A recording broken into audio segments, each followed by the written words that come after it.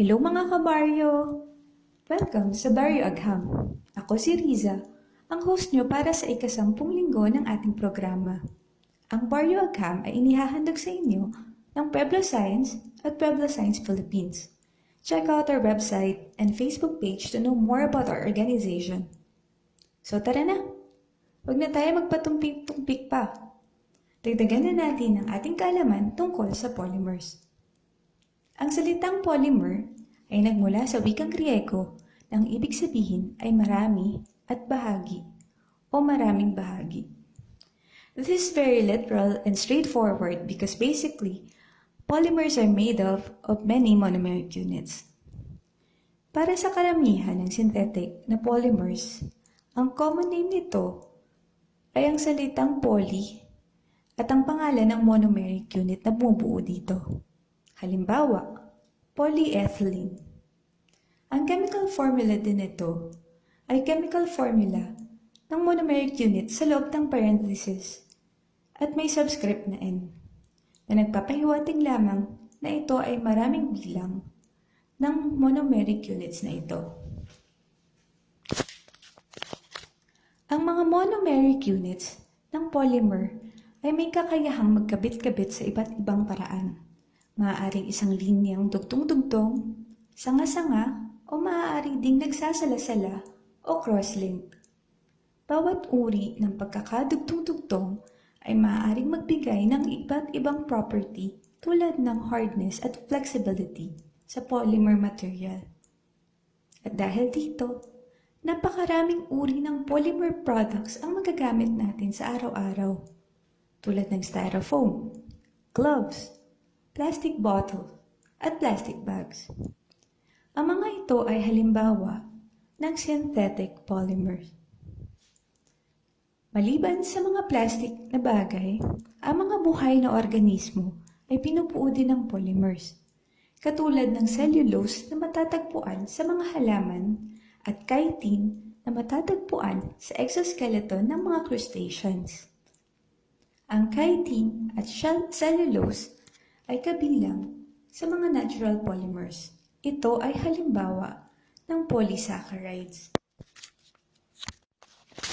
Napaka-diverse ng mga polymer materials. Ang mga materyales na ito ay sadyang kapaki-pakinabang sa atin. Gayunpaman, marami din tayong kinakaharap na problema sa kapaligiran dahil sa kaakibat na pagiging matibay ng mga polymer materials na ito ang pag-accumulate ng mga basurang gawa sa plastic dahil hindi ito basta-basta nade-degrade at hindi rin natutunaw sa tubig. Tara, obserbahan natin ang epekto ng organic solvent sa polymer materials.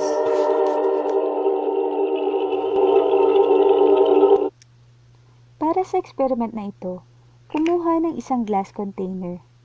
Lagyan ng organic solvent tulad ng acetone or kerosene.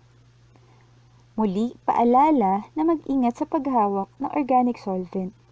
Mga bata, huwag gagawin ang eksperimentong ito nang walang paggabay mula sa nakatatanda. Ilagay ang maliit na piraso ng styrofoam at obserbahan ang mangyayari. Depende sa gamit na solvent. Maaaring mas mabilis ang pagkatunaw ng styrofoam. Gayunpaman, mapapansin na may mga maliit na bula na nagmumula sa styrofoam. Bagamat na pag-aralan natin sa chemistry na ang evolution of gas ay isang senyales ng chemical change, hindi chemical change ang naobserbahan natin dito, bagkus ay dissolution or pagkatunaw lamang ng styrofoam. Ang bula ay nagmumula sa mga air bubbles na sadyang tinatrap sa styrofoam habang ginagawa ang materyales na ito. Isa pang paraan upang maobserbahan ang pagkatunaw ng styrofoam ay ang paglalagay nito sa isang maliit na plastic tube na may lamang solvent. Pagkalipas ng ilang minuto, makikita ang pagliit ng styrofoam.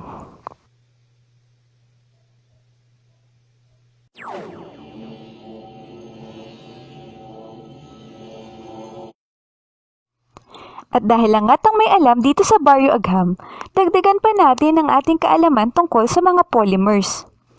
Mapapansin ninyo na may makikitang numero sa loob ng simbolo ng pagreresiklo na nakatatak sa mga plastik na bagay. Ano kaya ang ibig sabihin ng mga numerong ito? At paano ito nakakaapekto sa pagreresiklo ng mga plastik na materyales? Ibahagi ninyo sa comment section ang mga kaalamang malalaman ninyo. Teka muna, di pa tayo tapos. At dahil nais naming himukin ang mga kabataang Pilipino na mag-pursue ng career sa STEM, nais kong ipakilala sa inyo ang aking kaibigan na nagpapakadalubhasa sa polymer science.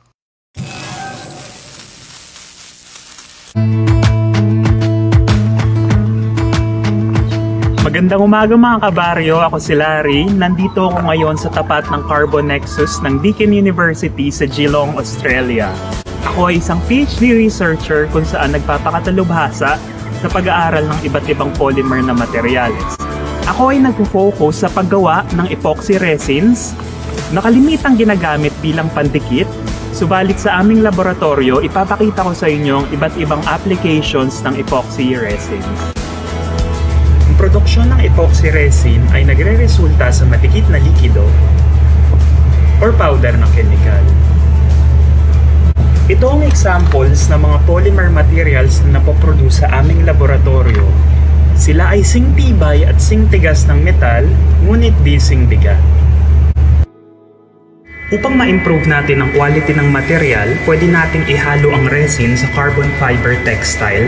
Makakabuo tayo ng tinatawag na carbon fiber composite. Ito ay tipo ng material na singtibay ng metal, ngunit di singbigat.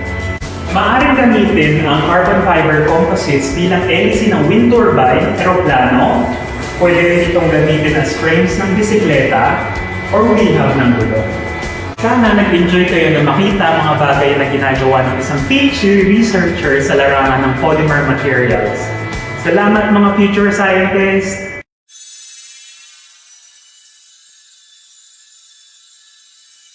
So ayan, sana marami kayong natutunan sa activities natin sa hapon ito. Samahan niyo ulit ako bukas alas 3 ng hapon dito sa Barrio Agham. Tandaan, sa Barrio Agham, ang alam may alam.